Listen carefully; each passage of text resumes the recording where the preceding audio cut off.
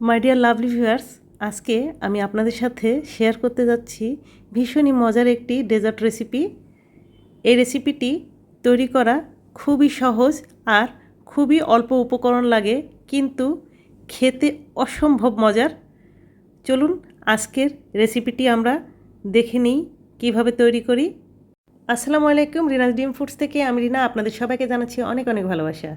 আশা করি আমার ভিউয়ার্সরা সবাই ভালো আছেন। চলুন আজকে যেই ডেজার্টটি তৈরি করব সেটা দেখিয়ে দিই কেমন করে তৈরি করি। আজকের ডেজার্ট তৈরি করার জন্য আমার এখানে লাগবে বড় একটি নারকেল। আমি নারকেলটি ভেঙে কুড়িয়ে নিয়েছি এবং 2 কাপ পানি দিয়ে ব্লেন্ডারে ব্লেন্ড করে নারকেলের দুধ বের করে নিয়েছি। এই নারকেলের দুধটা বেশ ঘন হবে, আর আজকের ডেজার্টের জন্য ঘন দুধটাই আমার লাগবে, কারণ পাতলা দুধ হলে টেস্ট খুব একটা ভালো আসবে না। সেই 2 কাপ নারকেলের দুধ থেকে 1.5 কাপ আমি একটি পাত্রে নিয়ে তাতে 3 টেবিল চামচ চিনি মিশিয়ে নিচ্ছি। চুলার তাপটা মিডিয়ামে দেওয়া আছে।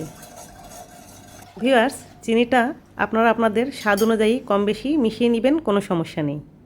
আর যে 1/2 কাপ দুধ আমি রেখেছিলাম নারকেলের দুধ, সেটাতে 2 টেবিল চামচ কর্নফ্লাওয়ার মিশিয়ে নিচ্ছি।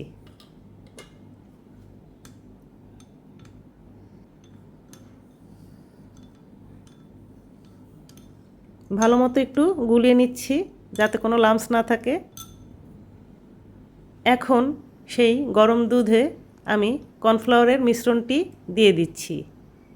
কর্নফ্লাওয়ারের মিশ্রণটি দেওয়ার পর অনবরত নাড়তে থাকতে হবে, তা না হলে লাম্পস পড়ে যেতে পারে আর তলায় লেগে যেতে পারে। আমি ঘন ঘন নেড়ে নিচ্ছি। বেশ ঘন হয়ে উঠেছে দেখুন ডিয়ার ভিউয়ার্স, আরও একটু ঘন লাগবে। আমি আরও বেশ খানিকক্ষণ জ্বালিয়ে ঘন করে নিচ্ছি। এখন কিন্তু তাপটা লো মিডিয়ামে আছে। আমি এই ঘনত্বের এখন নামিয়ে নিব। আমি চুলা বন্ধ করে দিলাম।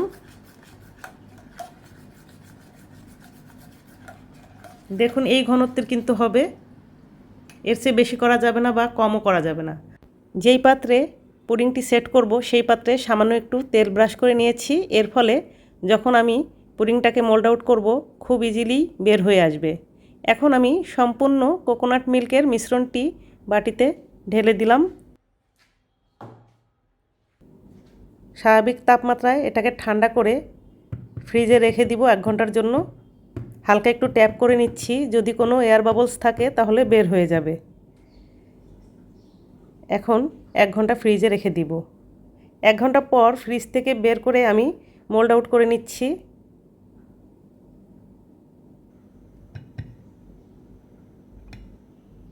খুব সাবধানে মোল্ড আউট করতে হবে।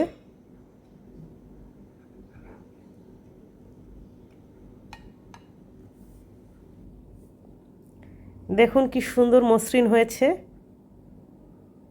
এখন আমি একটু গার্নিশ করে নিব। যে কোনো খাবার জিনিস তৈরি করার পর যদি ডেকোরেশন করা হয় তাহলে দেখতে অনেক সুন্দর হয় আর খেতেও ভীষণ ভালো লাগে। দেখুন আমি কোকোনাট মিল্কের পুডিংটাকে গার্নিশ করার পর কি সুন্দর লাগছে দেখতে। ইচ্ছে করছে এখনই খেয়ে ফেলি। ডিয়ার ভিউয়ার্স, আমার আজকের রেসিপি যদি আপনাদের পছন্দ হয় তাহলে অবশ্যই কিন্তু একটা লাইক দিবেন। আর যারা আমার চ্যানেলটি এখনও সাবস্ক্রাইব করেননি, প্লিজ সাবস্ক্রাইব করে আমাকে সাপোর্ট করবেন। ইচ্ছে করলে আপনারা আমার ফেসবুক পেজ এবং ইনস্টাগ্রামও ফলো করতে পারেন। এখন চলুন একটু কেটে খেয়ে দেখি কেমন হলো।